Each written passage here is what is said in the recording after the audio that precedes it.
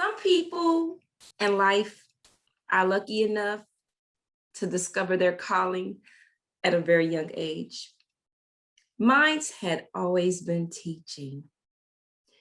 When I started teaching, I became that eager beaver, willing to give my students everything I had to ensure their learning success. Although I love teaching very much, I'd come to find that this would be no easy feat due to barriers coming along with the territory. It's hard to teach when students are acting out badly, taunting, explicit use of language, and the physical assaults only seem to be getting worse. Then there's another completely different type of kid, the one that seems to be present only in body, with their minds purely occupied on anything else besides schoolwork.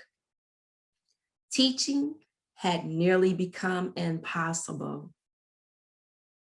The escalation of behavior issues resulted to me falling out of love with my career, while at the same time formulating a dislike for the youngsters placed in front of me daily. The biggest tools I had at that time for dealing with challenging behaviors were detention and suspension. Removal from the learning environment, in many cases, proved ineffective due to repeated offenses.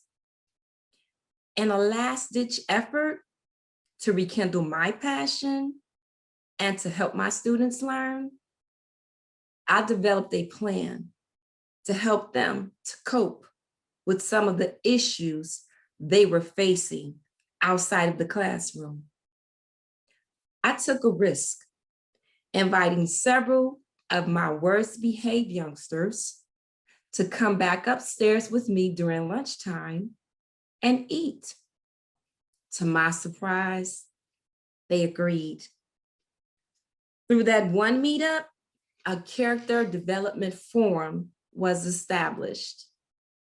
From that point on, 3 times per week, everyone came together and shared their stories. I began to see that my students were overwhelmed and overburdened by unfortunate circumstances. The real problem was not that they were rotten children. It was personal baggage that was causing inappropriate behavior. It was a complete aha moment for me. I wasn't I due to the ability the students had due to having the courage to share. Identifying the root of the source, a solution for corrective measures, implementing dramatizations was born. I began writing a curriculum with the goal in mind to help youngsters accept responsibility for poor choices and a chance to learn from it. Identifying common problems from the Character Development Forum, 51 real-life monologues were chunked into topics such as unfortunate life events, grieving, and abandonment. Acting out scenarios depicted from the themes, they discussed it as a group. Afterwards, they'd complete lessons and activities from the curriculum that helped them to reflect on inappropriate decision-making. Leaving the student's name out and leaving it anonymous, I'll never forget student X. Walking in the school building, that very first thing that morning, he knocked the kid straight to the ground over a joke. Although suspension did take place, I come to find His anger and frustration was so much more than just that joke alone. As it turned out, he waited an entire weekend for his father to pick him up so that they could go get haircuts together. That haircut never happened. His father never showed. Hurt and filled with frustration, that joke towards him that Monday at school was the last draw. Out of the 51 monologues, Waiting and Waiting was written specifically for his situation. Having the opportunity to imitate his real life story through a form of art and drama provided the opportunity for him to express his true feelings. Next, a series of activities aligned directly into abandonment and disappointments, such as case scenarios and reflective assignments, were given to him to achieve and overcome the following. Accept the fact that people you love in life will sometimes let you down. You have the right to appropriately express what happened or what's occurring with you. The goal overall now is to address your concerns from this point moving forward correctly. As it turned out, student X, along with his friends, made that positive turnaround. They attended the sessions, they acted out their real life stories, they accepted personal fault for poor decision-making, they completed the work, and more importantly, they committed to personal change.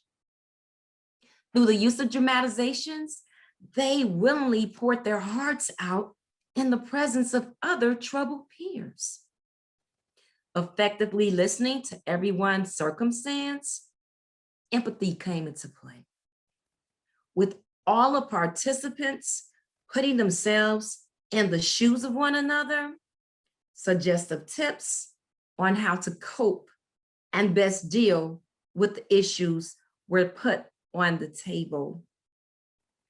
Those of you that have dealt with kids know that they take advice much easier from their peers than they do their mean old teachers.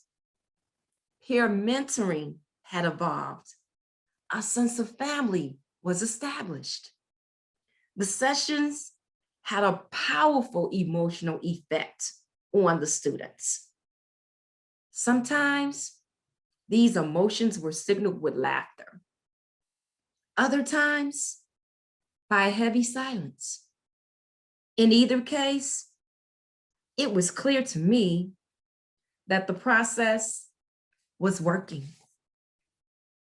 Taking the approach of what happened to you instead of what's wrong with you when helping troublesome students helped me to revive my passion for teaching. This new mentality opened that one door I needed to see how I could help my students. Made aware of the real life situations such as betrayal, hopelessness, and a host of not so other good norms revealed by my youngsters, changed me for the better as a human.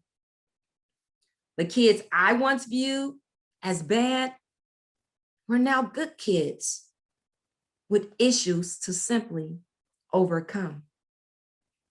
Looking back at it all now, asking those youngsters at my breaking point to come back upstairs and eat with me was indeed one of the best decisions I ever made.